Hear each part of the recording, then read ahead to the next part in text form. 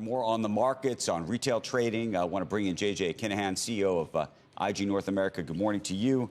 You know, hey, we've Andrew. seen the markets have been, you know, I would say, I don't know if a tear is the right word, but I mean, doing quite well. We see these confidence numbers from CEOs and you know, confidence surveys and the like. And the question is whether all of it collectively is warranted given all of the other uncertainty that still hangs over us, whether it be tariffs, taxes, or other things. Well, I think a lot of it is, you know, although, you know, as you guys reported a few minutes ago, you do see some other areas or some other areas of the world, particularly China at the moment, doing well. The bottom line is the U.S. stock market is still the best game in town until proven otherwise. You know, again, there are areas of the world that have outperformed so far this year. But I think one of the reasons that continues to make it so attractive is for exactly some of the reasons you're talking about, and that is the uncertainty that surrounds things right now. Let's face it, the tariff, I found it really interesting that in the Fed minutes, even they said, well, we're really not sure what the effective tariffs will be. It's such an interesting thing for them to say, because I think it actually made a lot of particularly retail investors feel better, because it's the exact question they're asking right now. What will the effects of some of this be? What will be the effects on inflation? And then you combine that with what could be, you know, some larger unemployment because of some of the actions that are going on by the government. So again, because of things like that, there still is quite a bit of uncertainty out there right now.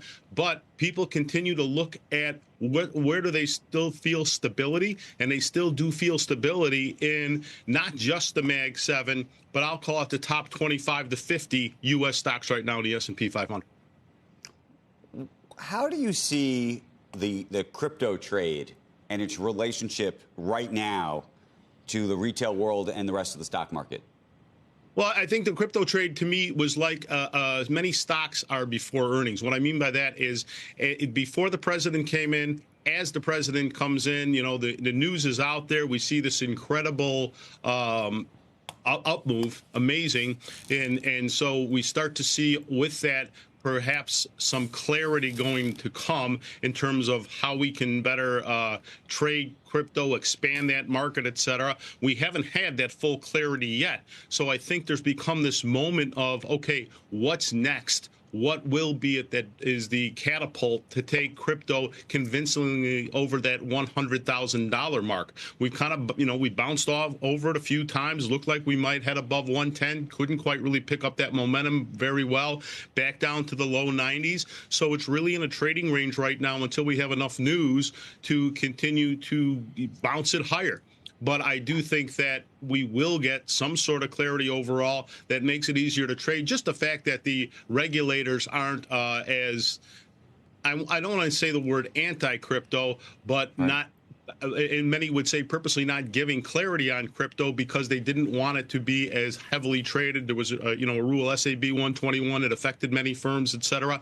And so with that, some of the regulatory punishments, if you will, coming off, I think will continue to help crypto going forward. I just think that just like any news cycle, it's waiting for something that can get people excited and get right back in there and buying again.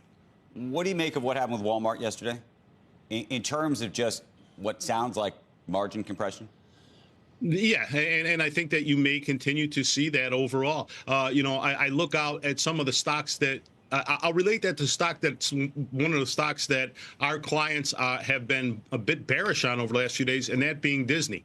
And the reason I'm drawing that parallel right here, Andrew, is because inflation continues to be a concern for people. So Walmart looking to continue to draw clients in the door, and in order to do that, having to give up margin, give up some prices here and there to continue to get people in the door, you know, as we saw with it, stocks like Costco going down too. So it'll be interesting to see what they have to say about it. Interestingly, on the other side of that, you know, the Journal had that big article a few weeks ago, and now we're starting to see it in real life. People looking at Disney and saying, hold on, are these prices too high? Can a family afford continue to still go there? And as I said, Disney isn't one we normally see a lot of bearish activity in, but over the last 7 days, we've certainly started to see so as Disney has had a bit of a rally. Those who are long starting to sell it, and on the option side, some people starting to, buy puts on the stock overall. So that's one I certainly want to keep my eye on, but I draw a lot of parallels between those and what we may have to see going forward in terms of price compression for retail, and as we continue to hear from those stores overall. And then where does that continue to go in terms of technology also, I think, will be the next question.